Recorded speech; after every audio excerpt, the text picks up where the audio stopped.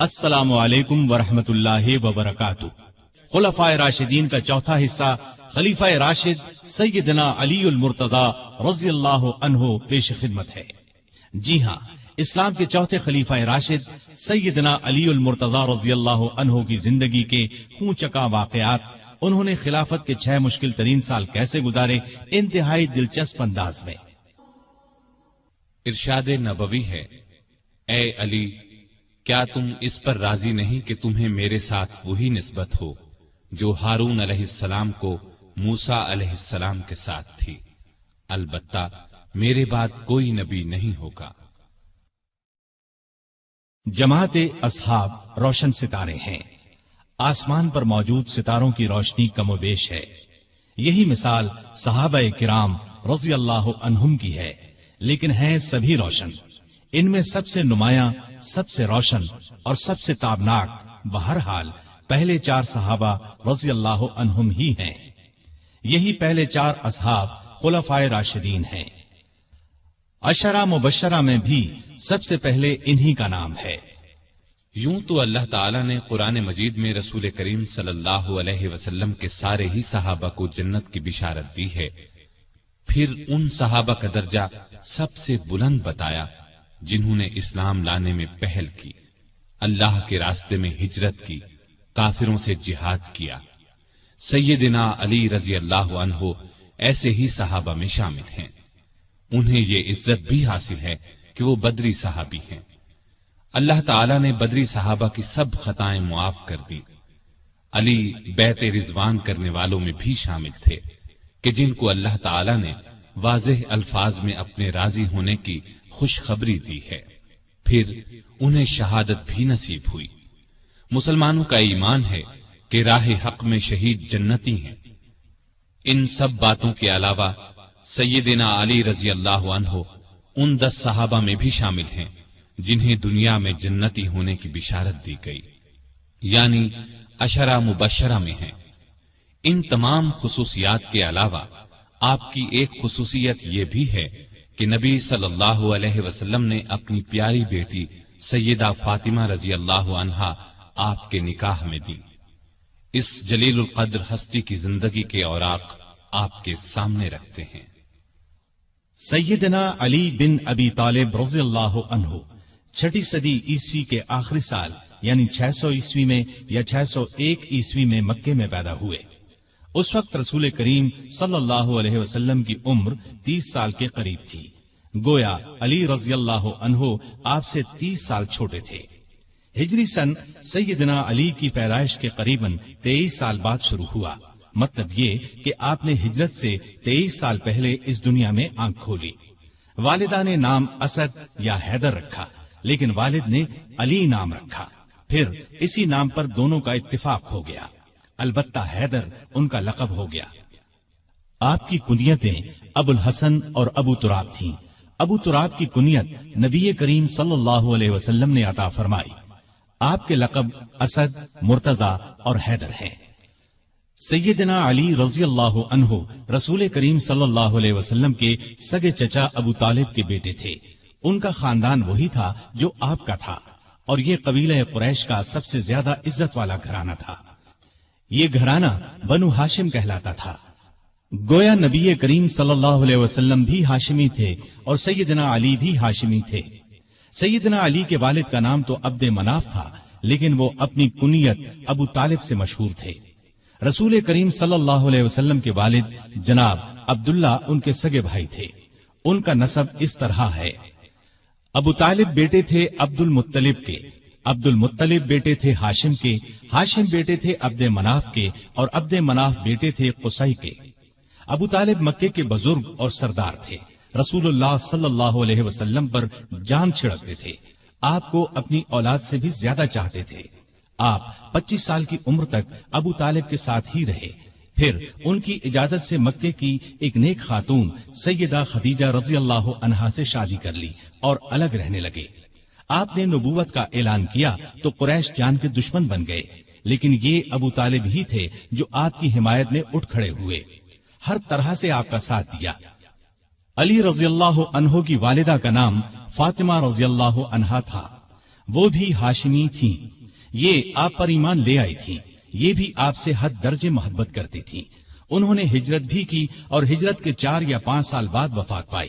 سیدنا علی کوئی 5 برس کے تھے کہ ملک میں قحط پڑ گیا۔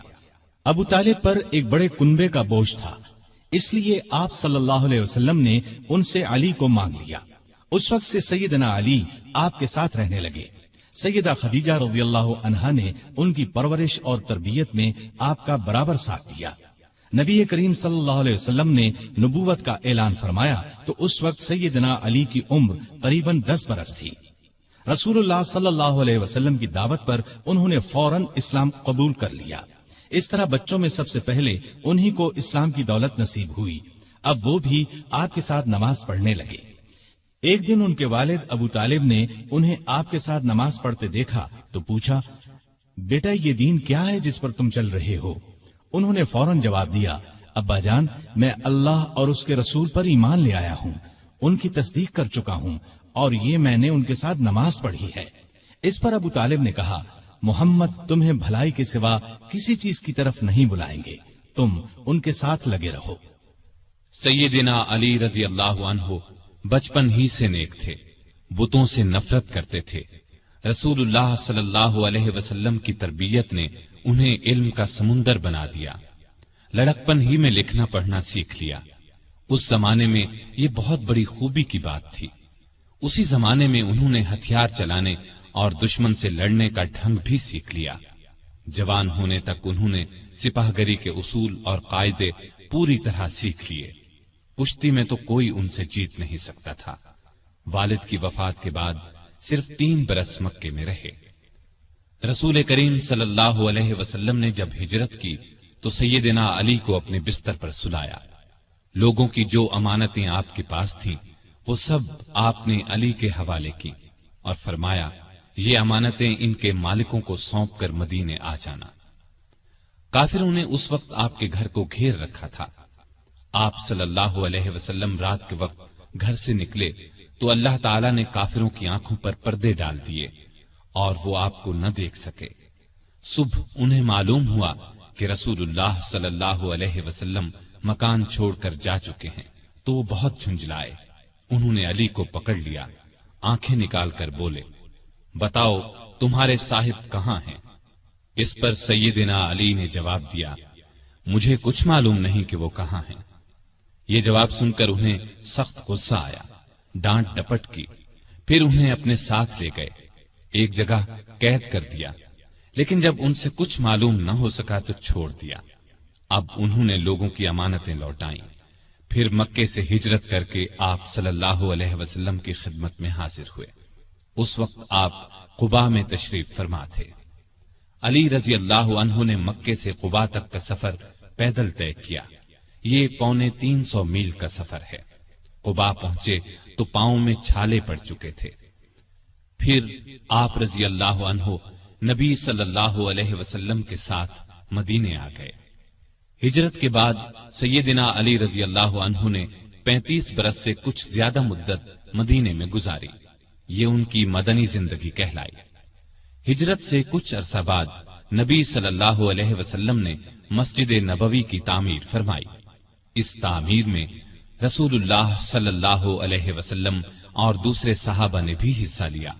وہ اینٹیں اور گارا ڈھوتے وقت اشعار پڑھتے جن کا مطلب ہے، جو مسجد تعمیر کرتا ہے کھڑے ہو کر اور بیٹھ کر مشقت برداشت کرتا ہے، اور جو گرد و غبار اور مٹی سے بچنے کے لیے اس سے جی چراتا ہے، وہ دونوں برابر نہیں ہو سکتے۔ مسجد کے ساتھ رسول اللہ صلی اللہ علیہ وسلم کے رہنے کے لیے چند حجرے بھی تعمیر ہوئے۔ سیدنا علی رضی اللہ عنہ بھی یہیں آ گئے۔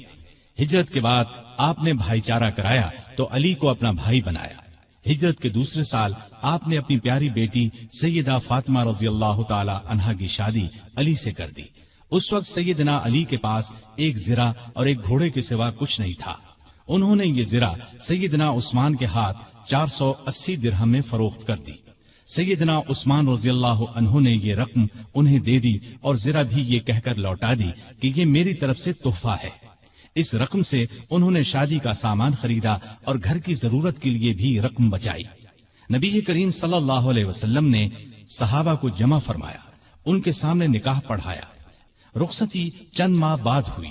زرہ کی قیمت میں سے جو رقم بچی تھی اس سے سیدنا علی نے ولیمے کی دعوت کا انتظام کیا۔ اس دعوت میں کھجوریں، جو کی روٹی، پنیر اور ایک خاص قسم کا شوربہ تھا۔ نبی کریم صلی اللہ علیہ وسلم نے رخصتی کے وقت اپنی بیٹی کو یہ چیزیں دی: ایک چارپائی، ایک بستر، چمڑے کا ایک تکیا جس میں کھجور کی چھال بھری ہوئی تھی، پانی کا ایک مشکیزہ، مٹی کے 2 گھڑے، اناج پیسنے کی ایک چکی، مٹی کا ایک پیالہ اور 2 چادریں۔ سیدہ فاطمہ جب اپنے خاوند کے ساتھ ان کے گھر چلی گئیں تو نبی کریم صلی اللہ علیہ وسلم وہاں تشریف لائے۔ پہلے دروازے پر کھڑے ہو کر اجازت مانگی، پھر اندر داخل ہوئے۔ ایک برتن میں پانی منگوایا، دونوں ہاتھ اس پانی میں ڈالے، ہاتھوں سے پانی ان دونوں پر چھڑکا، پھر فرمایا: اے فاطمہ، میں نے تمہاری شادی اپنے خاندان کے بہترین شخص سے کی ہے۔ اسی سال رمضان 2 ہجری میں بدر کی لڑائی پیش آئی۔ شادی کے بعد سیدنا علی رضی اللہ عنہ سیدہ فاطمہ رضی اللہ عنہا کا بہت خیال رکھتے تھے، وہ بھی ان کی بہت عزت کرتی تھیں۔ دونوں نے گھر کے کام آپس میں بانٹ لیے تھے۔ ایک روز آپ صلی اللہ علیہ وسلم ان کے گھر تشریف لائے تو علی گھر میں نہیں تھے۔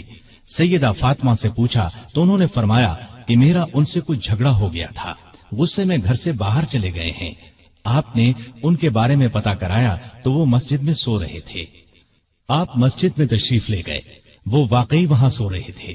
چادر پہلو سے سرک گئی تھی اور مٹی ان کے جسم سے لگ گئی تھی۔ آپ مٹی پوچھنے لگے اور فرمایا: ابو تراب اٹھو، ابو تراب اٹھو۔ اس روز سے آپ کا لقب ابو تراب مشہور ہو گیا۔ تراب مٹی کو کہتے ہیں، یعنی مٹی والا۔ کوئی انہیں ابو تراب کہتا تو بہت خوش ہوتے۔ انہیں دنیا کے سامان اور مال و دولت سے بالکل پیار نہیں تھا۔ ان کی زندگی فقیرانہ تھی، محنت مزدوری کر کے روزی کماتے تھے، روکھی سوکھی کھا کر گزارا کرتے تھے۔ لڑائی کے میدان میں جاتے تو فرمایا کرتے تھے: لڑائی کے میدان میں مجھے پرواہ نہیں ہوتی کہ موت میری طرف آ رہی ہے یا میں موت کی طرف بڑھ رہا ہوں۔ اسی دلیری کی وجہ سے آپ رضی اللہ عنہ اسد اللہ کے لقب سے مشہور ہوئے۔ بدر کی لڑائی میں سیدنا علی بھی شریک ہوئے۔ ان کے ہاتھ میں ایک جھنڈا تھا۔ دونوں لشکر آمنے سامنے ہوئے تو کافروں کے لشکر سے عتبہ، شیبہ اور ولید میدان میں نکلے اور مسلمانوں کو مقابلے کے لیے للکارا۔ مسلمانوں کی طرف سے بھی 3 انصاری جوان، عوف، معوذ اور عبداللہ بن رواحہ رضی اللہ عنہم میدان میں آ گئے، لیکن ان تینوں کو دیکھ کر کافروں نے ان سے لڑنا اپنی شان کے خلاف سمجھا۔ عتبہ نے پکار کر کہا: اے محمد، یہ لوگ ہمارے جوڑ کے نہیں ہیں، ہماری قوم کے لوگوں کو ہمارے مقابلے پر بھیجو۔ اس پر رسول اللہ صلی اللہ علیہ وسلم نے سیدنا علی، سیدنا حمزہ اور سیدنا عبیدہ بن حارث رضی اللہ عنہم کو حکم دیا کہ آگے بڑھ کر ان کا مقابلہ کریں۔ تینوں بہادر فوراً آگے بڑھے۔ اس وقت سیدنا علی رضی اللہ عنہ نے سر پر سفید صوف کا ترہ لگا رکھا تھا۔ ان کا سامنا ولید سے ہوا، سیدنا حمزہ کا عتبہ سے اور سیدنا عبیدہ کا شیبہ سے ہوا۔ ولید اور عتبہ دونوں سیدنا علی اور سیدنا حمزہ کے ہاتھوں مارے گئے، لیکن عبیدہ شیبہ کے ہاتھوں زخمی ہوئے۔ علی شیبہ پر چھپٹے اور ایک ہی وار میں اس کا کام تمام کر دیا۔ زخمی عبیدہ کو میدان سے اٹھا لائے۔ اس کے بعد عام لڑائی شروع ہوئی۔ سیدنا علی اس قدر پرجوش انداز میں لڑے کہ جس طرف نکل گئے کافروں کی صفیں کاٹ کر رکھ دی۔ دوسرے مسلمان بھی بہت بہادری سے لڑے اور کافروں کو شکست دی۔ ان کے بڑے بڑے سردار اس لڑائی میں مارے گئے، یہاں تک کہ ابو جہل بھی جہنم رسید ہوا۔ اگلے سال احد کی لڑائی ہوئی۔ اس لڑائی کی ابتدا میں کافروں کی طرف سے طلحہ بن ابی طلحہ میدان میں نکلا اور پکارا: کوئی ہے جو میرے مقابلے میں آئے؟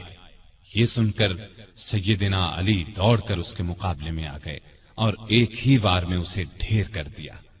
پھر طلحہ کا ایک بھائی ابو سعید نکلا، سیدنا علی ہی نے اس پر بھی تلوار کا ایک وار کیا، وہ زمین پر گر پڑا اور سعد بن ابی وقاص کے ہاتھوں مارا گیا۔ پھر کافروں کے لشکر سے ان کا سب سے بڑا بہادر ارطات نکلا، اسے اپنی طاقت پر بڑا گھمنڈ تھا۔ اس نے للکار کر کہا، کوئی ہے جو میرے مقابلے میں آئے؟ علی آگے بڑھے اور دیکھتے ہی دیکھتے اس کا کام تمام کر دیا۔ پھر جب عام لڑائی شروع ہوئی تو سیدنا علی اور سیدنا حمزہ کافروں کی صفوں میں دور تک گھس گئے اور اس قدر تیزی سے لڑے کہ کافروں کے پاؤں اکھڑ گئے۔ پھر درے پر موجود دستے کی اپنی جگہ سے ہٹ جانے پر جب اس طرف سے کافر مسلمانوں پر حملہ آور ہوئے اور مسلمانوں کے پاؤں اکھڑ گئے تو چند بہادر نبی صلی اللہ علیہ وسلم کے ساتھ میدان میں جم کر کھڑے رہے۔ ان میں سیدنا علی رضی اللہ عنہ بھی تھے۔ کافروں نے آپ پر تیروں کی بچھاڑ کر دی، بار بار آپ پر حملہ کیا، لیکن ان صحابہ نے انہیں ہر بار پیچھے ہٹا دیا۔ آخر مسلمان پھر سے جمع ہوئے اور کافروں کو مار بھگایا۔ اس لڑائی میں آپ صلی اللہ علیہ وسلم کے چچا سیدنا حمزہ بھی شہید ہوئے۔ اس روز سیدنا علی رضی اللہ عنہ کے ہاتھوں کئی کافر مارے گئے۔ اس مہم کے شروع ہونے سے آخر تک سیدنا علی رضی اللہ عنہ آپ صلی اللہ علیہ وسلم کے ساتھ رہے۔ غزوہ خندق میں عرب کے نامی بہادر عبد ود نے جب خندق پار کر لی تو سیدنا علی رضی اللہ عنہ اس کے مقابلے میں آئے۔ وہ بہت بہادر سمجھا جاتا تھا، اس کے بارے میں خیال کیا جاتا تھا کہ وہ 1000 سواروں کے برابر ہے۔ اس لیے آپ صلی اللہ علیہ وسلم نے علی رضی اللہ عنہ سے فرمایا، علی تم بیٹھ جاؤ، اور فرمایا یہ عبد ود ہے۔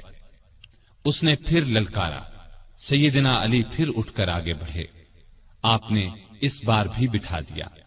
تیسری بار پھر اس نے مسلمانوں کو للکارا۔ اس بار سیدنا علی رضی اللہ عنہ نے عرض کیا، اے اللہ کے رسول صلی اللہ علیہ وسلم، میں جانتا ہوں یہ عبد ود ہے، آپ مجھے اس سے مقابلے کی اجازت دیں۔ اب آپ صلی اللہ علیہ وسلم نے اجازت دے دی۔ اپنی تلوار حضرت علی رضی اللہ عنہ کو عنایت فرمائی، اپنے پاک ہاتھوں سے ان کے سر پر پگڑی باندھی۔ علی رضی اللہ عنہ دوڑتے ہوئے گئے اور عبد ود سے بولے، میں نے سنا ہے تم نے لوگوں سے کہہ رکھا ہے کہ جو شخص میرے سامنے 3 باتیں پیش کرے تو میں ان میں سے ایک کو منظور کرتا ہوں۔ اس نے کہا، ہاں یہ ٹھیک ہے۔ اس پر سیدنا علی رضی اللہ عنہ نے اس سے کہا، تب پھر میں بھی 3 باتیں پیش کرتا ہوں۔ پہلی یہ کہ تو اسلام قبول کر لے۔ اس نے انکار کیا۔ انہوں نے دوسری بات پیش کی، مسلمانوں سے مت لڑ، واپس چلا جا۔ اس نے اس سے بھی انکار کیا۔ تب سیدنا علی رضی اللہ عنہ نے گرج کر کہا، تب پھر آ مجھ سے مقابلہ کر لے۔ عبد ود یہ سن کر ہنس پڑا، کہنے لگا، میں کبھی سوچ بھی نہیں سکتا تھا عرب میں مجھ سے کبھی کوئی لڑنے کی جرت کرے گا۔ یہ کہہ کر وہ گھوڑے سے اتر آیا اور بولا، تم کون ہو؟ سیدنا علی رضی اللہ عنہ نے فرمایا، میرا نام علی بن ابی طالب ہے۔ عبد ود یہ سن کر کہنے لگا، تمہارے والد میرے دوست تھے، اس لیے میں تم سے لڑنا نہیں چاہتا۔ یہ سن کر سیدنا علی رضی اللہ عنہ نے فرمایا، لیکن اے اللہ کے دشمن، میں تم سے لڑنا چاہتا ہوں۔ اب عبد ود بپھر گیا اور آگے بڑھ کر علی پر تلوار کا وار کیا۔ علی رضی اللہ عنہ نے ڈھال آگے کر دی۔ وار اس قدر زبردست تھا کہ تلوار ڈھال کو کاٹ کر ان کی پیشانی پر جا لگی، وہ زخمی ہو گئے۔ زخم کھا کر وہ شیر کی طرح جھپٹے اور عبد ود پر ایسا وار کیا کہ تلوار اس کے کندھے کو کاٹتی سینے تک آ گئی، وہ وہیں ڈھیر ہو گیا۔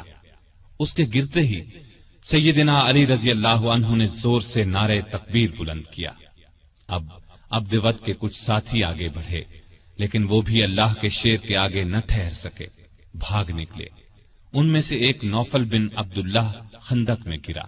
علی رضی اللہ عنہ نے اسے خندق میں اتر کر تلوار سے قتل کیا۔ رسول اللہ صلی اللہ علیہ وسلم نے بنو قریظہ کی طرف کوچ کا ارادہ کیا تو سیدنا علی رضی اللہ عنہ کو فوج کا جھنڈا دے کر آگے روانہ فرمایا۔ پھر آپ 3000 مجاہدین کے ساتھ روانہ ہوئے۔ لڑائی سے پہلے ہی بنو قریظہ ہمت ہار گئے اور ہتھیار ڈال دیے۔ مدینے سے 60 کلومیٹر دور فدق نامی یہودیوں کی بستی تھی۔ یہ یہودی خیبر کے یہودیوں کو مسلمانوں کے مقابلے پر اکسا رہے تھے۔ آپ صلی اللہ علیہ وسلم نے سیدنا علی کو 200 سوار دے کر ان کی طرف روانہ فرمایا۔ مسلمانوں نے ان لوگوں کو شکست دی، وہ بھاگ نکلے۔ مسلمانوں کے ہاتھ 500 اونٹ اور 2000 بکریاں لگی، وہ ان کو ہانک کر مدینے لے آئے۔ بیعت رضوان میں بھی سیدنا علی ساتھ تھے۔ صلح نامہ لکھنے کا کام ان کے سپرد ہوا۔ انہوں نے شروع میں بسم اللہ الرحمن الرحیم لکھا تو قریش کے نمائندے نے اس پر اعتراض کیا اور کہا ہم رحمان کو نہیں مانتے، لہذا یہ لکھا جائے بسمک اللہم۔ رسول کریم صلی اللہ علیہ وسلم کی ہدایت پر سیدنا علی نے یہی لکھ دیا۔ اب آپ نے ان سے فرمایا لکھو، یہ وہ شرطیں ہیں جو محمد رسول اللہ صلی اللہ علیہ وسلم نے قریش سے طے کی ہیں۔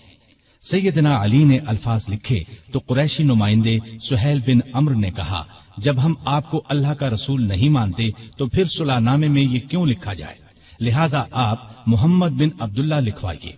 اس پر آپ نے فرمایا بے شک میں اللہ کا رسول ہوں، لیکن اے علی یہاں لکھ دو محمد بن عبداللہ۔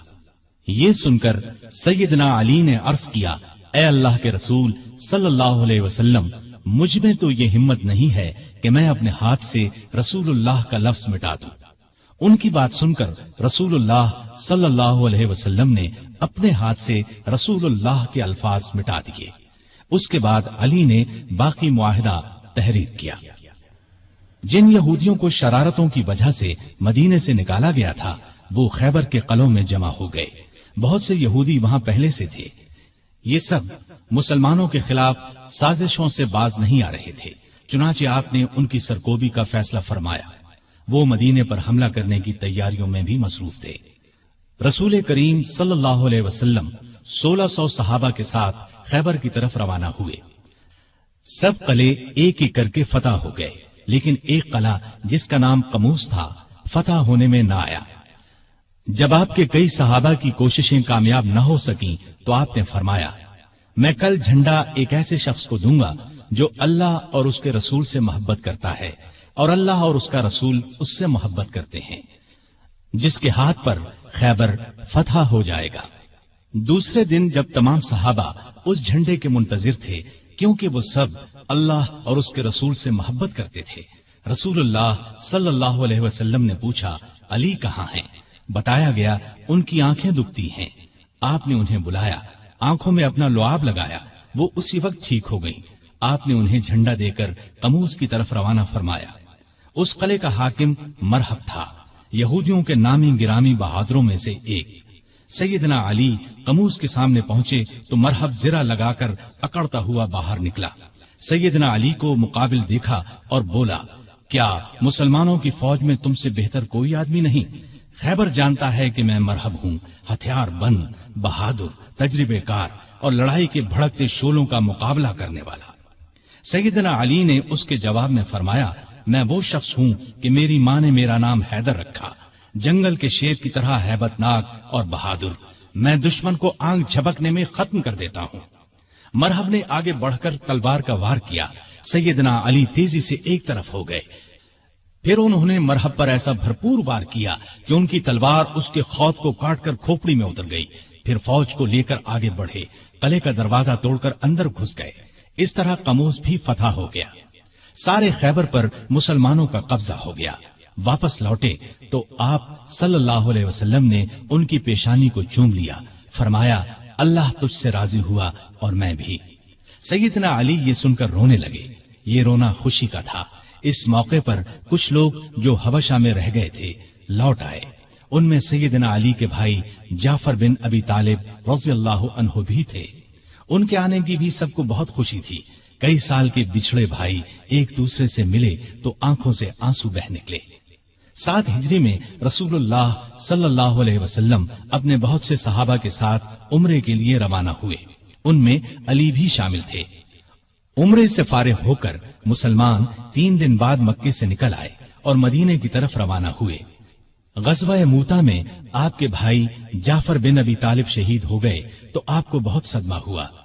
نبی کریم صلی اللہ علیہ وسلم نے آپ کو دلاسا دیا۔ ان کی شہادت کے بعد جعفر بن ابی طالب کے بچوں کی پرورش علی نے کی۔ ان کے بیٹے عبداللہ جوان ہوئے تو سیدنا علی نے اپنی بیٹی زینب کی شادی ان سے کی۔ مکے کی فتح کے موقع پر بھی سیدنا علی ساتھ تھے۔ کعبے میں رکھے ہوئے بتوں کو آپ نے توڑنا شروع کیا تو سیدنا علی نے اس کام میں آپ کا ہاتھ بٹایا۔ تانبے کے بت کو توڑنے کے لیے آپ نے علی کو اپنے کندھے پر سوار فرمایا۔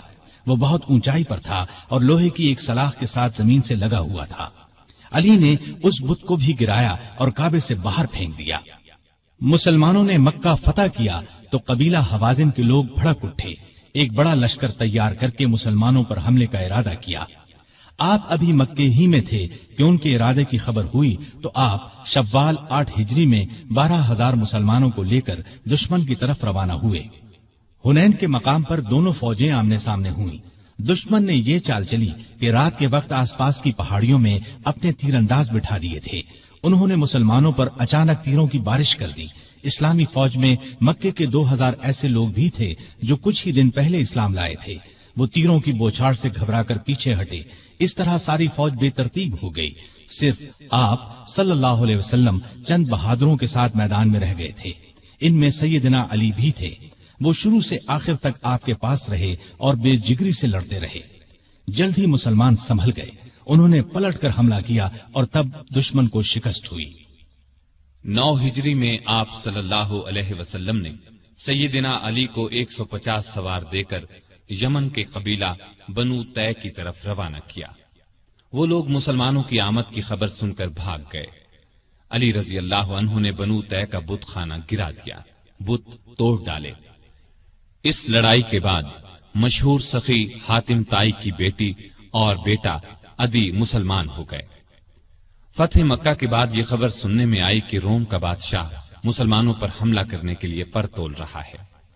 نبی صلی اللہ علیہ وسلم نے خود آگے بڑھ کر اسے روکنے کا فیصلہ کیا۔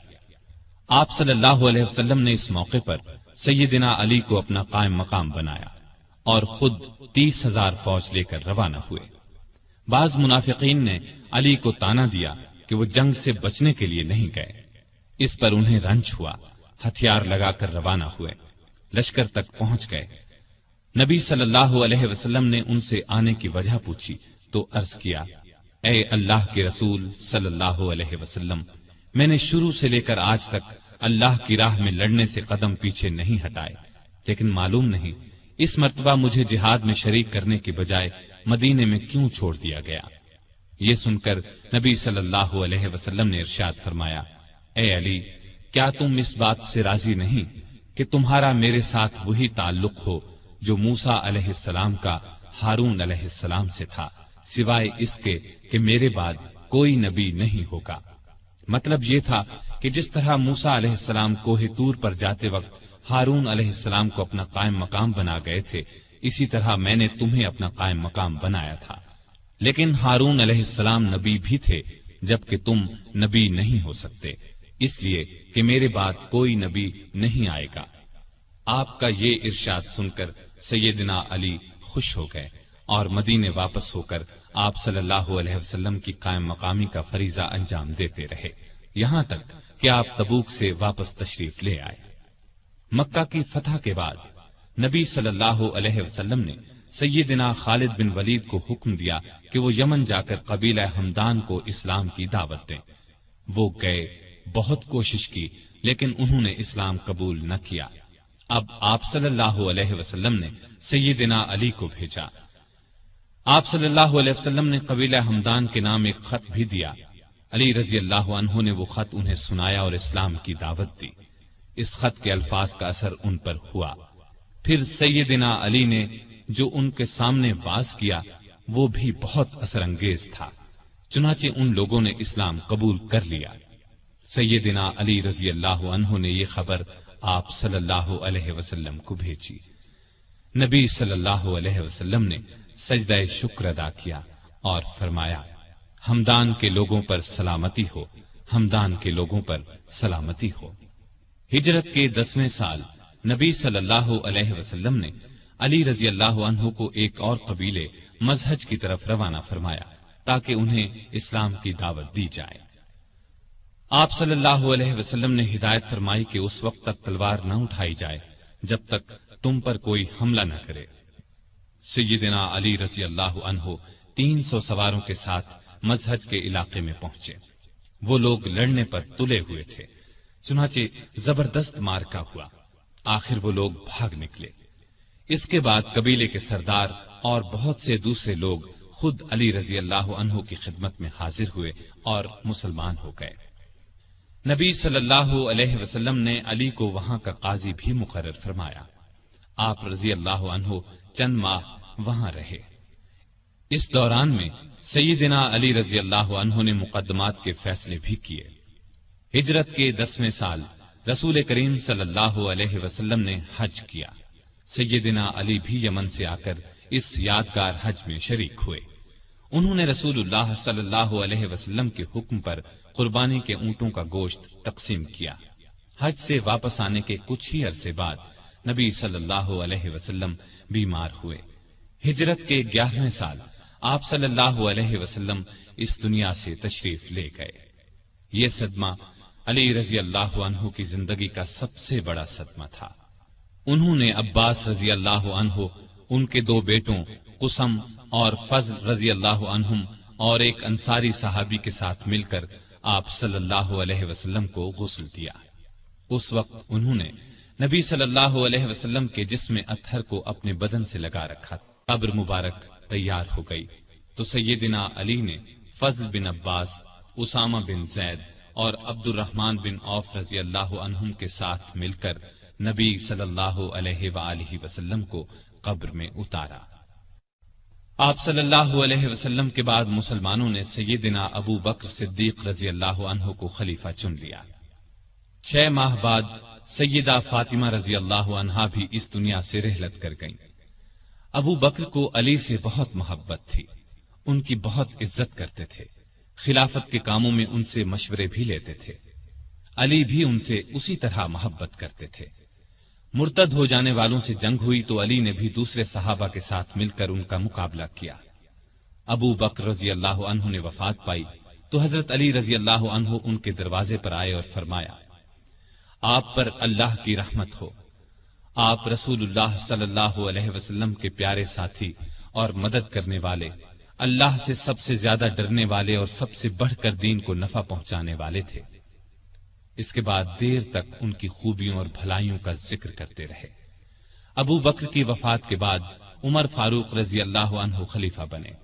انہوں نے مجلس شورا قائم کی تو اس میں علی رضی اللہ عنہ کو بھی شامل کیا۔ ان کی خلافت کا زمانہ 10.5 برس تک رہا۔ اس زمانے میں بھی آپ رضی اللہ عنہ سے باقاعدہ مشورے لیے جاتے رہے۔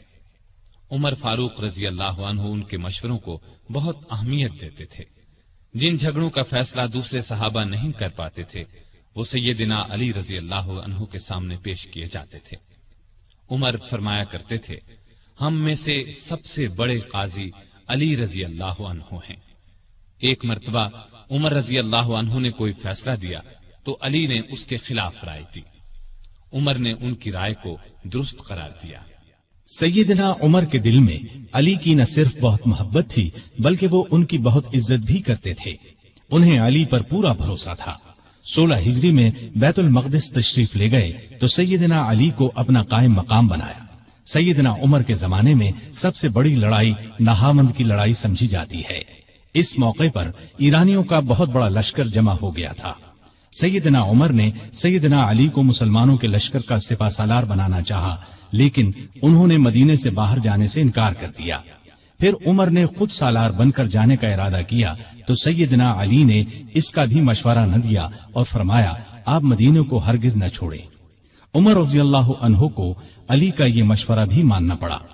سیدنا عمر نے اپنی وفات سے پہلے خلافت کے لیے 6 صحابہ کے نام تجویز کیے تھے کہ مسلمان ان 6 میں سے کسی کو خلیفہ بنا لے۔ ان میں ایک نام علی کا تھا، دوسرا نام سیدنا عثمان کا تھا، باقی 4 نام یہ تھے: سعد بن ابی وقاص، عبد الرحمن بن عوف، زبیر بن عوام اور طلحہ بن عبید اللہ رضی اللہ عنہم۔ ان 4 نے اپنے نام واپس لے لیے تو خلافت کے لیے صرف 2 نام رہ گئے، سیدنا عثمان اور سیدنا علی۔ ان لوگوں نے آخر سیدنا عثمان کے بارے میں فیصلہ دیا۔ اس طرح مسلمانوں کے تیسرے خلیفہ سیدنا عثمان ہوئے۔ اس دوران میں بھی ان دونوں کے تعلقات بہت خوشگوار رہے۔ سیدنا عثمان کو کوئی شرعی سزا دینے کا مسئلہ پیش آتا تو سیدنا علی کے ذریعے فیصلہ کراتے۔ ہر سال حج کے لیے جاتے وقت سیدنا علی کو بھی ساتھ لے جاتے۔ علی نے ہمیشہ انہیں اچھے مشورے دیے۔ جس زمانے میں سیدنا عثمان کے خلاف سازش شروع ہوئی تو علی نے سازش کی آگ کو بجھانے کے لیے عثمان کو بہت مشورے دیے۔ مصر کے باغی مدینے پر چڑھائے تو سیدنا علی نے انہیں سمجھا بجھا کر واپس روانہ کیا۔ وہ لوگ تو سیدنا عثمان کے خون کے پیاسے تھے۔ رات کی تاریکی میں پھر لوٹ آئے۔ کوفے اور بصرے کے باغیوں نے بھی ان کا ساتھ دیا۔ انہوں نے سیدنا عثمان کے گھر کو گھیر لیا۔ اس وقت بھی سیدنا علی نے انہیں سمجھانے کی بہت کوشش کی۔ وہ نہ مانے تو اپنے بیٹوں سیدنا حسن اور سیدنا حسین رضی اللہ عنہما کو سیدنا عثمان کی حفاظت کے لیے ان کے دروازے پر مامور فرمایا۔ ایک مرتبہ بڑی مشکل سے سیدنا عثمان تک پانی پہنچایا۔ اس جھڑپ میں حسن زخمی ہوئے۔ پھر کچھ باغی دیوار پھاند کر اندر داخل ہوئے اور سیدنا عثمان کو شہید کر دیا۔ ان کی شہادت کے بعد مدینے کی حالت عجیب تھی۔ شہر پر ان باغیوں کا قبضہ تھا۔ ہر طرف افراتفری کا عالم تھا۔ لاکھوں مربع میل پر پھیلی ہوئی اسلامی سلطنت کا کوئی سربراہ نہیں تھا۔ ان سب کا خیال تھا کہ اس نازک وقت میں علی رضی اللہ عنہ ہی خلافت کے لائق ہیں۔ آخر سیدنا علی سے درخواست کی گئی کہ وہ خلافت کی ذمہ داری سنبھالے، لیکن انہوں نے صاف انکار کر دیا۔ ان کے انکار سے حالات اور بھی نازک ہو گئے، اس لیے کہ خلافت کی جگہ زیادہ دن تک خالی نہیں چھوڑی جا سکتی تھی۔ اب مہاجرین، انصار اور مدینے میں موجود تمام لوگوں نے سیدنا علی سے سخت اصرار کیا کہ وہ خلیفہ بننا منظور کر لیں۔ یہ درخواست کرنے والوں میں باغی بھی شامل تھے۔ آخر سیدنا علی کو ان سب کی بات ماننا پڑی اور خلافت کا بوجھ اٹھانے کے لیے تیار ہو گئے۔ چنانچہ سیدنا عثمان کی شہادت کے 3 دن یا 6 دن بعد مدینے میں موجود تمام لوگوں نے مسجد نبوی میں سیدنا علی کے ہاتھ پر بیعت کر لی۔ اس طرح وہ مسلمانوں کے چوتھے خلیفہ راشد بنے۔ وہ 4.25 سال تک خلیفہ رہے۔ اس ساری مدت وہ سخت مشکلات میں گھرے رہے۔ کوئی اور ہوتا تو شاید ہمت ہار جاتا، لیکن وہ اللہ کے بھروسے پر تمام مشکلات اور مصیبتوں کا آخری دم تک بڑے حوصلے اور پامردی کے ساتھ مقابلہ کرتے رہے۔ خلیفہ بنتے ہی سب سے پہلی مشکل یہ پیش آئی کہ عثمان کے قاتلوں کو کس طرح پکڑا جائے۔ سیدنا عثمان کی شہادت کوئی معمولی واقعہ نہیں تھی۔ جو ہی سیدنا عثمان کی شہادت کی خبر چاروں طرف پھیلی، لاکھوں مسلمان غم اور غصے سے تڑپ اٹھے۔ ہر طرف سے بس یہی آواز بلند ہونے لگی، عثمان کے خون کا بدلہ لیا جائے، ان کے قاتلوں کو پکڑ کر سخت سزا دی جائے۔ سیدنا علی رضی اللہ عنہ بھی قاتلوں کو پکڑنا چاہتے تھے، لیکن مشکل یہ تھی کہ جو لوگ سیدنا عثمان رضی اللہ عنہ کے مکان کو گھیرنے میں شریک تھے، ان کی تعداد ہزاروں میں تھی۔ ان میں سے قاتلوں کو تلاش کرنا آسان کام نہ تھا۔ کسی خاص شخص کے خلاف موقع کا کوئی گواہ موجود نہ تھا۔ سیدنا عثمان رضی اللہ عنہ کی شہادت کے وقت صرف ان کی زوجہ محترمہ نائلہ رضی اللہ عنہا ان کے پاس موجود تھیں۔ شوہر کو بچانے کی کوشش میں ان کے ہاتھ کی 3 انگلیاں کٹ گئی تھیں۔ ان سے پوچھا گیا تو انہوں نے صرف اتنا بتایا کہ 3 آدمی اندر آئے تھے۔ ان میں سے ایک محمد بن ابی بکر تھے۔ یہ ابو بکر کے چھوٹے بیٹے تھے۔ والد کی وفات کے بعد ان کی پرورش سیدنا علی نے کی تھی۔ ان کے علاوہ 2 آدمیوں کے بارے میں نائلہ رضی اللہ عنہا نے بتایا کہ وہ انہیں نہیں پہچانتی۔ علی رضی اللہ عنہ نے محمد بن ابی بکر کو پکڑ کر پوچھا تو انہوں نے کہا، میں مکان میں داخل ضرور ہوا تھا، لیکن جب عثمان رضی اللہ عنہ نے مجھ سے فرمایا کہ بھتیجے تمہارے والد زندہ ہوتے تو انہیں تمہاری یہ حرکت پسند نہ آتی، تو میں شرمندہ ہو کر پیچھے ہٹ گیا اور باہر نکل گیا۔ نائلہ رضی اللہ عنہا نے بھی محمد بن ابی بکر کی بات کی تصدیق کی۔ غرض اس طرح اصل قاتلوں کا پتہ نہ چل سکا اور سیدنا علی رضی اللہ عنہ کوئی کاروائی نہ کر سکے۔ بہت سے لوگ اس موقع پر اس شک میں مبتلا ہو گئے کہ سیدنا علی رضی اللہ عنہ جان بوجھ کر قاتلوں کو نہیں پکڑ رہے۔ اس شک کی ایک وجہ یہ تھی کہ سارے باغی علی رضی اللہ عنہ کی بیعت کر چکے تھے اور بہت سے تو ان کی فوج میں شامل ہو گئے تھے۔ اس وقت کے حالات یہ اجازت نہیں دیتے تھے کہ ان سب کو چن چن کر فوج سے نکال دیا جائے۔ اسلام کا قانون بھی یہ اجازت نہیں دیتا کہ کہ گواہی کے بغیر کسی کو قاتل ٹھہرایا جائے۔ تاہم اکثر لوگ سیدنا علی کی مشکلات سے پوری طرح آگاہ تھے۔ علی سے یہ بات ثابت ہے کہ قسم اٹھا کر فرماتے تھے کہ میں عثمان کی شہادت سے بالکل بری ہوں۔ اس زمانے میں آپ نے یہ قدم اٹھایا کہ سیدنا عثمان کے گورنروں کو ہٹا کر ان سب کی جگہ نئے گورنر مقرر فرمائے۔ نئے گورنر اپنے اپنے صوبے اور علاقے میں پہنچ گئے۔ پرانے گورنروں نے ان کے لیے جگہ چھوڑ دی۔ امیر معاویہ رضی اللہ عنہ نے گورنری سے دستبردار ہونے سے انکار کر دیا۔ ان کی جگہ سیدنا علی نے سہل بن حنیف کو شام کا گورنر مقرر فرمایا تھا۔ یہ جب شام کی سرحد پر پہنچے تو امیر معاویہ رضی اللہ عنہ کی فوج نے انہیں واپس جانے پر مجبور کر دیا، اور سیدنا معاویہ نے ان کے ذریعے سیدنا علی رضی اللہ عنہ کو یہ پیغام پہنچایا: جب تک عثمان کے قاتلوں کو نہیں پکڑا جائے گا وہ گورنری سے دستبردار نہیں ہوں گے۔ گویا سیدنا علی کے راستے میں سب سے پہلی یہ رکاوٹ پیش آئی۔ ابھی وہ اس کی طرف پوری طرح توجہ نہیں دے سکے تھے کہ ایک اور مشکل پیش آ گئی۔ سیدنا عثمان کی شہادت سے پہلے امت کی ماں سیدہ عائشہ رضی اللہ عنہا حج کے لیے مکہ گئی تھی۔ حج کے بعد مکے سے واپس آ رہی تھی کہ راستے میں ان کے ایک قریبی رشتہ دار ملے۔ انہوں نے بتایا کہ سیدنا عثمان شہید کر دیے گئے ہیں اور لوگوں نے سیدنا علی کے ہاتھ پر بیعت کر لی ہے، لیکن مدینے میں ابھی تک فتنہ اور فساد پھیلا ہوا ہے۔ یہ خبر سن کر وہ مکے کی طرف واپس پلٹ گئیں۔ اتنے میں مدینے سے سیدنا طلحہ اور سیدنا زبیر بھی ان کے پاس پہنچ گئے۔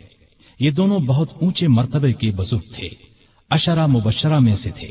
انہوں نے بھی یہی بتایا کہ مدینے کے لوگ فسادیوں کے ہاتھوں پریشان ہیں، نہ تو وہ اپنی حفاظت کر سکتے ہیں اور نہ ان میں سیدنا عثمان کے خون کا بدلہ لینے کی طاقت ہے۔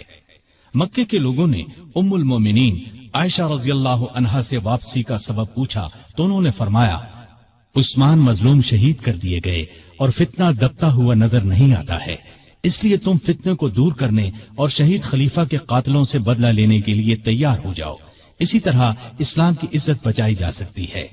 اس پر ہزارہا مسلمان سیدہ عائشہ، زبیر اور طلحہ کے ساتھ ہو لیے۔ اس لشکر نے بصرہ پہنچ کر اس پر قبضہ کر لیا۔ جب سیدنا علی کو خبر ملی تو وہ بھی اپنا لشکر لے کر بصرہ کے قریب پہنچ گئے اور صلح کی کوشش شروع کر دی۔ دوسری طرف سیدہ عائشہ نے اپنے آنے کی وجہ بیان فرمائی، علی نے اپنی مجبوری اور مشکلات بیان فرمائی۔ دونوں نے ایک دوسرے کی بات کو اچھی طرح سمجھ لیا اور قریب تھا کہ صلح ہو جاتی، لیکن بدقسمتی سے دونوں طرف کی فوجوں میں کچھ بدنیت منافق لوگ شامل تھے۔ انہیں اپنا فائدہ اس میں نظر آ رہا تھا کہ صلح نہ ہو، لہٰذا انہوں نے رات ہی کو جنگ چھیڑ دی۔ علی یہ سمجھے کہ عائشہ نے جنگ شروع کر دی، عائشہ یہ سمجھی کہ علی نے جنگ شروع کر دی ہے۔ اس طرح دونوں فوجوں میں جنگ شروع ہو گئی۔ دونوں فوجوں میں سخت لڑائی ہوئی۔ اس میں آخر کار سیدنا علی کو فتح ہوئی۔ فتح کے بعد علی نے ان کے بھائی محمد بن ابی بکر کو ان کا حال معلوم کرنے کے لیے بھیجا اور عام اعلان کرا دیا کہ بھاگنے والوں کا پیچھا نہ کیا جائے، لوٹ مار نہ کی جائے، زخمیوں پر گھوڑے نہ دوڑائے جائیں، جو ہتھیار پھینک دیں انہیں کوئی تکلیف نہ پہنچائی جائے۔ پھر انہوں نے خود سیدہ عائشہ کے پاس جا کر پوچھا: اے مومنوں کی ماں، آپ کا مزاج کیسا ہے؟ انہوں نے فرمایا: ٹھیک ہوں۔ اس کے بعد سیدنا علی نے انہیں چند دن بصرہ میں آرام اور آسائش کے ساتھ ٹھہرایا۔ پھر محمد بن ابی بکر کی نگرانی میں انہیں 40 شریف اور معزز خواتین کے ساتھ مکے کی طرف روانہ کیا۔ اس وقت عائشہ نے فرمایا: میرے بچوں، یہ لڑائی غلط فہمی کا نتیجہ تھی۔ علی سے نہ پہلے میرا کوئی جھگڑا تھا نہ اب ہے۔ سیدنا علی نے جواب میں فرمایا: آپ سچ فرماتی ہیں، آپ ہم سب کی ماں ہیں، آپ کی عزت کرنا ہم پر واجب ہے۔ پھر وہ مکے آ گئی۔ اس لڑائی میں عائشہ اونٹ پر سوار تھی، اس لیے اس لڑائی کو جنگ جمل کہا جاتا ہے۔ یہ لڑائی جمادی الاخر 36 ہجری میں پیش آئی۔ اس جنگ کے بعد عائشہ رضی اللہ عنہا ہمیشہ پشیمان رہی اور یاد کر کے روتی تھی۔ جمل کی لڑائی کے بعد سیدنا علی رضی اللہ عنہ نے چند دن بصرہ میں قیام کیا۔ پھر 12 رجب 36 ہجری میں کوفہ چلے آئے اور اس شہر کو حکومت کا صدر مقام یا دارالخلافہ قرار دیا۔ دارالخلافہ پہلے مدینہ تھا۔ یہ فیصلہ انہوں نے اس لیے کیا کہ مدینے کو فساد اور جھگڑوں سے بچایا جا سکے۔ اب انہوں نے پھر شام کی طرف توجہ دی۔ جریر بن عبداللہ کے ہاتھ ایک خط امیر معاویہ کو بھیجا۔ اس میں لکھا کہ تم بھی مہاجرین اور انصار کی طرح میری بیعت کرو۔ اس کے بعد قاعدے کے مطابق شہادت عثمان کا مقدمہ پیش کرو۔ میں اللہ کی کتاب اور رسول اللہ صلی اللہ علیہ وسلم کی سنت کے مطابق فیصلہ کروں گا۔ امیر معاویہ نے اس خط کے جواب میں لکھا کہ آپ عثمان کے قاتلوں کو ہمارے حوالے کر دیں تو میں اور شام کے دوسرے تمام لوگ خوشی سے آپ کی بیعت کریں گے۔ اس طرح کچھ مدت تک خط و کتابت کا سلسلہ چلتا رہا، لیکن صلح کی کوئی صورت نہ بن سکی۔ ادھر شام کے صدر مقام دمشق کی جامع مسجد میں سیدنا عثمان کے خون آلود کپڑے اور نائلہ رضی اللہ عنہا کی کٹی ہوئی انگلیاں رکھ دی گئیں۔ ان کو دیکھ دیکھ کر لوگ زار و قطار روتے تھے، قاتلوں سے بدلہ لینے کا عہد کرتے تھے۔ جب علی کو یقین ہو گیا کہ امیر معاویہ بیعت نہیں کریں گے تو انہوں نے جنگ کی تیاری کی اور قریباً 80,000 فوج لے کر شام کی طرف روانہ ہونے کا ارادہ کیا۔ دوسری طرف امیر معاویہ بھی ایک بڑے لشکر کے ساتھ مقابلے کے لیے آئے۔ دونوں فوجیں دریائے فرات کے قریب پہنچیں۔ شامی فوجوں نے گھاٹ پر قبضہ کر کے پانی پر پہرے بٹھا دیے، لیکن دوسرے دن سیدنا علی رضی اللہ عنہ کی فوج نے شامیوں پر حملہ کر کے انہیں پیچھے دھکیل دیا اور گھاٹ پر قبضہ کر کے سب کے لیے پانی عام کر دیا۔ اب دونوں فوجوں نے صفین کے مقام پر ایک دوسرے کے سامنے مورچے قائم کر لیے۔ یہ مقام شہر حلب کے جنوب مشرق اور شہر حمص کے شمال مغرب میں دریائے فرات کے کنارے پر تھا۔ 3 مہینے 20 دن تک دونوں فوجیں آمنے سامنے پڑی رہیں۔ اس دوران میں دونوں فریق بات چیت کے ذریعے مسئلہ حل کرنے کی بھرپور کوشش کرتے رہے، لیکن افسوس کسی فیصلے پر نہ پہنچ سکے۔ چھوٹی چھوٹی جھڑپیں ہوتی رہیں۔ عام لڑائی محرم 37 ہجری تک شروع نہ ہو سکی۔ آخر سفر میں دونوں فوجوں میں جنگ شروع ہوئی۔ یہ جنگ کئی دن تک جاری رہی۔ دونوں طرف مسلمانوں کا خون بہتا رہا۔ منافق اور فسادی لوگ اس موقع سے خوب فائدہ اٹھاتے رہے۔ انہی لوگوں کی وجہ سے صلح کی کوششیں ناکام ہوتی رہیں۔ پھر ایک دن علی رضی اللہ عنہ کی فوج نے اتنا زبردست دباؤ ڈالا کہ شامی فوج کے پاؤں اکھڑنے لگے۔ اتنے میں شامی فوج کا ایک دستہ قرآن کو نیزوں پر اٹھا کر آگے بڑھا اور پکار کر کہا، یہ دیکھو ہمارے اور تمہارے درمیان اللہ کی کتاب ہے۔ علی رضی اللہ عنہ کی فوج نے قرآن دیکھ کر ہاتھ روک لیے۔ لڑائی بند ہو گئی۔ اس کے بعد پھر بات چیت شروع ہو گئی۔ آخر طے پایا کہ خلافت کا فیصلہ 2 ثالثوں کے سپرد کر دیا جائے۔ وہ آپس میں مل کر جو فیصلہ کریں گے ان کا فیصلہ سب کو قبول ہوگا۔ ایک ثالث سیدنا علی رضی اللہ عنہ مقرر کریں، دوسرا ثالث امیر معاویہ رضی اللہ عنہ مقرر کریں گے۔ چنانچہ سیدنا علی کی طرف سے ابو موسیٰ اشعری رضی اللہ عنہ مقرر ہوئے اور امیر معاویہ کی طرف سے عمرو بن عاص رضی اللہ عنہ۔ ان سے کہا گیا کہ وہ رمضان کے مہینے تک فیصلہ کر دیں۔ اس کے بعد سیدنا امیر معاویہ رضی اللہ عنہ اپنی فوج کے ساتھ دمشق چلے گئے۔ سیدنا علی کوفے کی طرف روانہ ہوئے۔ اس موقع پر ان کی فوج 2 حصوں میں بٹ گئی۔ ایک حصہ ثالث مقرر کرنے کا حامی تھا، جبکہ دوسرا کہتا تھا کہ قرآن کو چھوڑ کر انسانوں کو حکم یا فیصلہ کرنے والا بنانا گناہ ہے۔ دونوں گروہ آپس میں جھگڑتے رہتے تھے اور بات بات پر تلواریں نکال لیتے تھے۔ علی رضی اللہ عنہ بڑی مشکل سے انہیں کوفہ تک لائے، لیکن 12,000 آدمی جو ثالثوں سے فیصلہ کرانے کے خلاف تھے فوج سے الگ ہو کر ہرورا کے مقام پر چلے گئے۔ ان لوگوں کو خارجی کہا گیا۔ دونوں ثالثوں نے جو فیصلہ دیا وہ ایک دوسرے سے مختلف تھا۔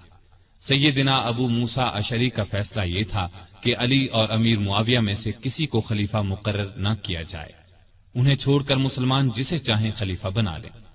سیدنا عمرو بن عاص کا فیصلہ یہ تھا کہ ابو موسیٰ اشعری نے علی کو خلافت سے الگ کر دیا ہے، میں ان کی جگہ معاویہ کو خلیفہ مقرر کرتا ہوں۔ اس پر ہر طرف شور مچ گیا۔ سیدنا علی کے حامیوں نے یہ فیصلہ ماننے سے انکار کر دیا۔ اب پھر سیدنا علی فوج لے کر دمشق کی طرف بڑھنا چاہتے تھے کہ خارجیوں نے ہر طرف فساد مچا دیا۔ انہوں نے جتھے بنا کر لوگوں کو لوٹنا شروع کر دیا۔ آخر علی رضی اللہ عنہ پہلے ان کی طرف بڑھے۔ نہروان کے مقام پر شدید جنگ ہوئی، 4000 خارجی مارے گئے۔ اس طرح خارجیوں کا زور ٹوٹ گیا، لیکن ان کی ٹولیاں آئے دن فتنہ برپا کرتی رہتی تھیں۔ دوسری طرف سیدنا امیر معاویہ نے عمرو بن عاص کو فوج دے کر مصر پر چڑھائی کر دی۔ وہاں علی کی طرف سے محمد بن ابی بکر گورنر تھے۔ انہوں نے شامی فوج سے شکست کھائی اور خود بھی گرفتار ہوئے، پھر قتل کر دیے گئے۔ مصر کے بعد شامی فوج نے حجاز، عراق اور یمن وغیرہ پر حملے شروع کر دیے۔ علی کو ملک کی اندرونی شورشوں کی وجہ سے اسلامی فتوحات کے دائرے کو بڑھانے کا موقع نہ مل سکا۔ پھر بھی 35 ہجری میں انہوں نے بحری راستے سے ہندوستان پر حملے کی اجازت دی۔ چنانچہ اس زمانے میں کوکن بمبئی پر کامیاب حملہ کیا گیا۔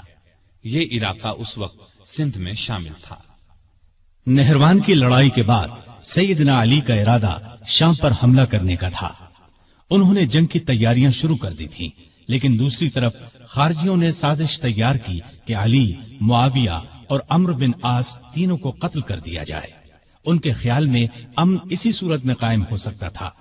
چنانچہ اس کام کے لیے 3 آدمی مقرر ہوئے۔ عبد الرحمن بن ملجم نے علی کو، برق بن عبداللہ نے امیر معاویہ کو اور عمرو بن بکر نے عمرو بن عاص کو شہید کرنے کا ذمہ لیا۔ ان بدبختوں نے رمضان 40 ہجری میں ایک ہی روز فجر کی نماز کے وقت ان تینوں بزرگوں پر حملہ کرنے کا فیصلہ کیا۔ مصر کے گورنر عمرو بن عاص اس روز بیمار تھے۔ انہوں نے اس روز خارجہ بن حذافہ کو نماز پڑھانے کے لیے بھیجا، لہذا عمرو بن بکر نے ان کے دھوکے میں خارجہ بن حذافہ کو شہید کر دیا۔ دمشق میں برق بن عبداللہ نے امیر معاویہ پر حملہ اس وقت کیا جب وہ مسجد کے دروازے سے نکل رہے تھے۔ انہیں معمولی زخم آیا۔ کوفے میں عبد الرحمن بن ملجم ملعون سیدنا علی کے راستے میں چھپ کر بیٹھ گیا۔ جب وہ فجر کی نماز کے لیے مسجد کی طرف چلے تو ان پر تلوار کا وار کیا، سر پر شدید زخم آیا۔ ابن ملجم کو گرفتار کر لیا گیا۔ سیدنا علی نے اپنے بیٹوں حسن اور حسین کو بلا کر کچھ نصیحتیں کی اور اپنے قاتل کے بارے میں فرمایا، اسے کھانا کھلاؤ، پانی پلاؤ اور اچھی طرح رکھو۔ اگر میں اس زخم سے مر جاؤں تو اسے قتل کرنا، شریعت کا یہی حکم ہے۔ اس کے ناک اور کان وغیرہ نہ کاٹنا۔ اگر میں بچ گیا تو میری مرضی، چاہے اس سے بدلہ لوں یا معاف کر دوں۔ ابن ملجم کی تلوار زہر آلود تھی، وہ اس زخم سے شہید ہو گئے۔ انا للہ و انا الیہ راجعون۔ یہ رمضان کی 17، 18، 19، 20 یا 21 میں سے کوئی تاریخ تھی۔ ہجرت کا 40واں سال تھا اور ان کی عمر اس وقت 63 سال تھی۔ سیدنا علی کو اپنی خلافت کے زمانے میں سکون کا سانس لینا نصیب نہ ہوا، پھر بھی انہوں نے ملکی انتظامات کے سلسلے میں کوئی کسر اٹھا نہ رکھی۔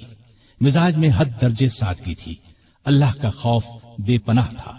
فقیرانہ زندگی بسر کی، گورنروں اور افسروں کی سخت نگرانی کرتے تھے۔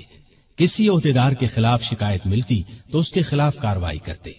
آپ کو عدل و انصاف کا حد درجے خیال تھا، سب سے پورا انصاف کرتے تھے، یہاں تک کہ اپنی ذات سے بھی انصاف کرتے۔ ہر ایک کے لیے ان کا دروازہ ہر وقت کھلا رہتا تھا، بلا روک ٹوک کوئی بھی ان کے پاس آ سکتا تھا۔ رعایت پر بہت مہربان تھے، ان کی بہتری کے لیے جو ہو سکتا تھا کرتے تھے۔ بازاروں میں گشت کرتے تھے، بیت المال میں جو رقم جمع ہوتی تھی کھلے دل کے ساتھ غریبوں، مسکینوں اور دوسرے حقداروں میں تقسیم فرما دیتے۔ غیر مسلموں کے ساتھ بھی اچھا برتاؤ کرتے تھے۔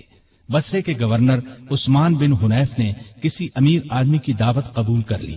آپ کو اطلاع ملی تو اسے لکھا، اے ابن حنیف، میں نے سنا ہے کہ بصرے کے ایک دولت مند نے تمہیں بڑی شاندار دعوت دی، تم نے یہ دعوت قبول کر لی اور قسم قسم کے کھانے بڑے اطمینان اور بڑے مزے سے کھائے۔ مجھے تم سے یہ امید نہیں تھی کہ تم اس قسم کی دعوتوں میں شریک ہوا کرو گے جن میں غریبوں کو پوچھا تک نہیں جاتا۔ اپنے حق سے زیادہ بیت المال سے ایک پیسہ بھی لینا حرام سمجھتے تھے۔ ملک کی حفاظت کے لیے چھوٹی بڑی فوجی چھاونیاں قائم کی، کئی مضبوط قلعے بنوائے، دریائے فرات پر ایک پل بنوایا، بعض جگہوں پر مسجدیں بھی بنوائیں۔ عمر بھر کسی نہ کسی صورت دین کی خدمت کرتے رہے۔ کافروں کے خلاف تمام بڑی بڑی لڑائیوں میں رسول اللہ صلی اللہ علیہ وسلم کے ساتھ رہے، ہر لڑائی میں جان ہتھیلی پر رکھ کر لڑے۔ یمن کے ہزاروں لوگوں کو اپنی کوششوں سے مسلمان بنایا۔ ان کو ایک بار اطلاع ملی کہ کچھ لوگ ہیں جو انہیں معبود مانتے ہیں۔ آپ نے ان لوگوں کو پکڑوایا اور سخت سزا دی، البتہ جن لوگوں نے توبہ کی انہیں چھوڑ دیا۔ سیدنا علی رضی اللہ عنہ نے مثالی زندگی بسر کی، تمام زندگی معمولی سے مکان میں رہے، دروازے پر کوئی دربان نہیں ہوتا تھا، شان اور شوکت سے نفرت تھی، کپڑوں میں پیوند لگے ہوتے، پیوند خود ہی لگا لیتے، دکانداروں کو چیک کرتے تھے، اپنا وظیفہ اور دوسری آمدنی خیرات کر دیتے تھے۔ ایک دن اپنے خادم قمبر کو بازار لے گئے، اپنے لیے موٹا جھوٹا کپڑا خریدا، اس کے لیے قیمتی۔ اس نے کہا، میرے لیے ایسے کپڑے کی کیا ضرورت تھی؟ آپ نے فرمایا، بھئی تم جوان ہو، تمہارے لیے اچھا کپڑا ہونا چاہیے، میرا کیا ہے، بوڑھا ہوں، بازار سے سودا خود لاتے۔ زریر نامی شخص نے آپ کے دسترخوان پر سادہ کھانا دیکھ کر کہا، آپ کو پرندوں کا گوشت پسند نہیں؟ آپ نے فرمایا، خلیفہ کو مسلمانوں کے مال میں صرف 2 پیالوں کا حق ہے، ایک خود کھائے یا اپنے بچوں کو کھلائے، دوسرا اللہ کی مخلوق کے سامنے پیش کر دے۔ عید سے چند روز پہلے کسی نے آپ کے کپڑوں میں پیوند دیکھ کر کہا، امیر المومنین، آپ 2 درہم میں ایک نیا جوڑا کیوں نہیں خرید لیتے؟ آپ نے فرمایا، مجھے شرم آتی ہے کہ میں نئے کپڑے پہنوں اور کوفے میں ہزاروں آدمیوں نے پرانے کپڑے پہن رکھے ہوں۔ کہیں سے مال آتا تو تمام کا تمام تقسیم کر دیتے، اس میں سے اپنے لیے کوئی خاص چیز لیتے نہ رشتہ داروں کو ان کے حصے سے زیادہ دیتے۔ ایک مرتبہ آپ کی زرہ گم ہو گئی، چند دن بعد وہ زرہ ایک یہودی کے پاس نظر آئی۔ آپ نے اس سے کہا، یہ زرہ میری ہے، تمہارے پاس کہاں سے آ گئی؟ اس نے کہا، نہیں، زرہ میری ہے۔ سیدنا علی رضی اللہ عنہ امیر المؤمنین تھے، چاہتے تو اس سے زبردستی لے سکتے تھے، لیکن انہوں نے ایسا نہیں کیا۔ معاملہ کوفے کے قاضی شریح کی عدالت میں لے گئے۔ قاضی صاحب نے آپ کا دعویٰ سنا، یہودی کا جواب سنا، پھر علی سے کہا، اپنے گواہ لائیے۔ انہوں نے فرمایا، میرا بیٹا حسن اور غلام قمبر اس بات کے گواہ ہیں کہ زرہ میری ہے، ان کی گواہی لے لیں۔ قاضی صاحب نے کہا، بیٹے کی باپ کے حق میں اور غلام کی آقا کے حق میں گواہی قبول نہیں کی جا سکتی۔ اس پر سیدنا علی نے فرمایا، عجیب بات ہے، آپ حسن کی گواہی قبول نہیں کرتے، کیا آپ کو معلوم نہیں ہے کہ رسول اللہ صلی اللہ علیہ وسلم نے حسن اور حسین کو جنت کے جوانوں کے سردار فرمایا ہے؟ قاضی صاحب نے کہا، مجھے یہ بات معلوم ہے، لیکن میں حسن کی گواہی نہیں لوں گا۔ اگر کسی کے رتبے کو دیکھ کر فیصلہ دینا ہوتا تو آپ کا یہ فرمانا ہی کافی تھا کہ زرہ میری ہے۔ یہ سن کر علی نے خوش ہو کر فرمایا، مجھے آپ کا فیصلہ منظور ہے، یہ زرہ یہودی کے پاس ہی رہے گی۔ ان کی بات سن کر یہودی پکار اٹھا۔ قاضی صاحب نے جو فیصلہ دیا اور علی نے جس طرح اس فیصلے کو مانا، اس سے مجھے یقین ہو گیا کہ آپ کا دین سچا ہے، یہ زرہ واقعی علی رضی اللہ عنہ کی ہے۔ اس کے ساتھ ہی وہ کلمہ پڑھ کر مسلمان ہو گیا۔ آپ درمیانے قد کے دوہرے بدن کے تھے، چہرہ بہت خوبصورت اور باروب رونق والا تھا۔ خیبر کی لڑائی کے موقع پر رسول اللہ صلی اللہ علیہ وسلم نے آپ کو دعا دی تھی، اے اللہ، علی سے گرمی سردی کا اثر دور کر دے۔ اس دعا کا یہ اثر تھا کہ آپ ہر موسم میں ہر طرح کا کپڑا پہن لیتے تھے، ضرورت کے وقت آپ محنت مزدوری کر لیتے تھے۔ آپ علم کا سمندر تھے، آپ کی علمی باتیں بہت مشہور اور حیرت انگیز ہیں۔ ایک عورت سیدنا علی رضی اللہ عنہ کی خدمت میں حاضر ہوئی، اس نے شکایت کی کہ میرا بھائی 600 دینار چھوڑ کر فوت ہوا ہے، جب یہ رقم وارثوں میں تقسیم کی گئی تو مجھے صرف 1 دینار دیا گیا کہ تمہارے حصے میں 1 ہی دینار آتا ہے۔ آپ رضی اللہ عنہ نے اس کی شکایت پر غور کیا، پھر بولے، شاید تمہارے بھائی نے 1 بیوی، 2 لڑکیاں، 1 ماں، 1 بہن اور 12 بیٹے چھوڑے ہیں۔ عورت نے حیران ہو کر کہا، آپ کا اندازہ بالکل درست ہے۔ اس پر سیدنا علی رضی اللہ عنہ نے فرمایا، تب تمہارے حصے میں ایک ہی دینار آتا ہے۔ سیدنا علی دن رات کا زیادہ حصہ اللہ کی عبادت میں گزارتے تھے۔ نماز پڑھتے تو اللہ کی ذات کے سوا کسی چیز کا ہوش نہ رہتا۔ صدیق اکبر، فاروق اعظم اور عثمان ذو النورین رضی اللہ عنہم اپنے دور خلافت میں سیدنا علی سے خاص معاملات میں مشورہ کرتے تھے۔ شجاعت سیدنا علی کا خاص وصف تھا۔ اتنے بہادر اور نڈر تھے کہ طاقتور سے طاقتور دشمن کی پرواہ نہیں کرتے تھے۔ تبوک کے علاوہ قریب قریب ہر لڑائی میں وہ شریک رہے۔ انہیں اللہ کا شیر لقب ملا۔ نہتے پر وار نہیں کرتے تھے۔ ایک لڑائی میں اپنے دشمن کو گرا لیا، اسے قتل کرنے لگے تو اس نے ان کے منہ پر تھوک دیا، وہ فوراً اس کے سینے سے اتر آئے، اس کی جان بخش دی۔ کسی نے پوچھا، آپ نے اسے کیوں چھوڑ دیا؟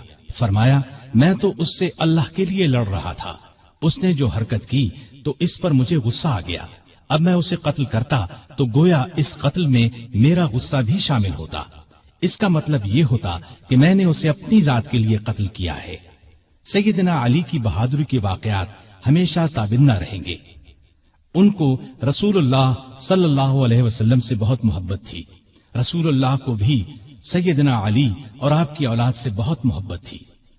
سیدنا حسن اور حسین کو رسول کریم صلی اللہ علیہ وسلم اپنے کندھوں پر اٹھاتے اور فرمایا کرتے تھے، اے اللہ، میں ان دونوں سے محبت کرتا ہوں، جو ان سے محبت کرے تو بھی اس سے محبت کر، اور جو ان سے بغض رکھے تو بھی انہیں مبغوض رکھ۔ سیدہ فاطمہ سے سیدنا علی کے ہاں 3 بیٹے اور 2 بیٹیاں ہوئیں۔ ان کے نام یہ ہیں حسن، حسین، محسن، زینب اور ام کلثوم۔ محسن بچپن میں فوت ہوئے۔ سیدہ فاطمہ کی زندگی میں سیدنا علی نے دوسری شادی نہیں کی۔ ان کی وفات کے بعد کئی شادیاں کی، جن سے 11 لڑکے اور 15 لڑکیاں ہوئیں۔ اس طرح ان کے کل 14 لڑکے اور 17 لڑکیاں ہوئیں۔ آپ کے چند حکیمانہ اقوال یہ ہیں، غریب وہ ہے جس کا کوئی دوست نہ ہو، گناہوں پر شرمندہ ہونا ان کو مٹا دیتا ہے، اور نیکیوں پر مغرور ہونا ان کو برباد کر دیتا ہے۔ علم مال سے بہتر ہے، اس لیے کہ علم تمہاری حفاظت کرتا ہے، جبکہ مال کی حفاظت تمہیں کرنا پڑتی ہے۔ جو چیز نہ آتی ہو اس کے سیکھنے میں شرم نہ کرو۔ کسی سوال کا جواب نہ آتا ہو تو یہ کہنے میں نہ شرماؤ کہ میں نہیں جانتا۔ سخاوت وہ ہے جو مانگنے سے پہلے ہو۔ معاف کر دینا بہت اچھا انتقام ہے۔ مصیبت میں گھبرانا سب سے بڑی مصیبت ہے۔ لالچ سے کچھ روزی بڑھ نہیں جاتی، لیکن انسان کی قدر گھٹ جاتی ہے۔ بات کہنے والے کو نہ دیکھو، بلکہ بات کو دیکھو۔ نیکی کی کوئی قدر کرے نہ کرے، تم نیکی کیے جاؤ۔ سخت ترین گناہ وہ ہے جو کرنے والے کے نزدیک معمولی ہو۔ مصیبتوں کا مقابلہ صبر سے کرو اور نعمتوں کی حفاظت شکر سے کرو۔ اللہ تعالیٰ ان پر